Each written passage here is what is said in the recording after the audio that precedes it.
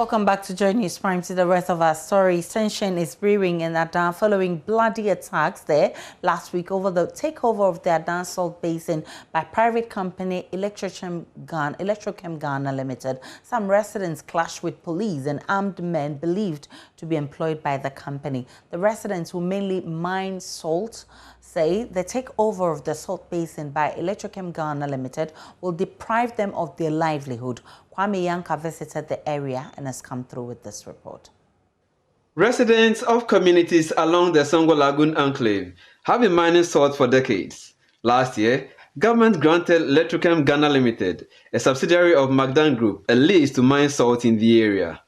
But the locals say the lease will not only take away their source of livelihood, but deprive them of their lands. Over the last few weeks, the residents have embarked on demonstrations to register their opposition to the project. The latest demonstration held last Friday resulted in scores of people getting injured after they clashed with armed men said to be protecting the company's premises.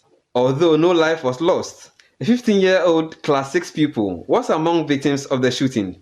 Sound but minim de kosu metifie and I saw me who sablet be bomb. Na me sorry and me who nipa bebre road ni su but minim de kosu asana oma fa me who say ka ni akọ am come papa ho asana ma fam ko doctor me who ya menti men dede. One of the victims, Emmanuel Colley, is accusing the police of being complicit in the matter. He says he saw police personnel among the armed men. On the way going, there's a police car and the assembly task force. So they are in the car shooting. So before I will reach there, then they are coming, chasing me with their car. So I have to run for life because I don't know. So I leave the motor and two of them chasing me with the gun, holding cutlass. So I ran to a town called Madagbe. So they chased me to that place. They catch me, they were use the cutlass on me to cut my back. That's the one that I showed to you. So they pull me and take me to the police car. Electrochem Ghana Ltd., on the other hand, is denying its involvement in last Friday's attack. Rather, the company shares how its staff have survived after 3 different attacks on their lives. Philip Donko is the project coordinator for the company.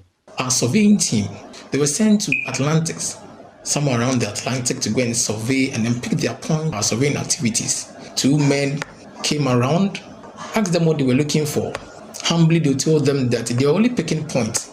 The men went and then came back with a whole lot of people just to attack our surveying team. One was a lady who was hit with a stone. So at the end of the day, blood was oozing out of the ear. As for the leader of the team, he was hit with a motorbike from behind. So he couldn't even walk to the factory. He had to be carried in the arms of 2 men. Meanwhile, Ada Divisional Police Commander, Chief Superintendent Francis Kwame Somia says the case has been transferred from the Sege District Headquarters to the Ada Divisional Headquarters for investigations to commence. We traced the victims and gave them medical forms to go for endorsement and come for us to launch a full-scale investigation to the matter. They have come. And as I speak to you now, I've directed the case to be brought to the divisional level, for the divisional CID to take over, so that in a way there will be some fairness in whatever we are supposed to do. I don't think it is true. Like I've told you, the police went there on the basis of giving protection to workers of Electrochem because of the previous attacks on them, the 2 serious attacks, which have rendered some of them being hospitalized as I speak to you now. Victims with gunshot wounds are expected to have pellets in their bodies removed by close of Friday.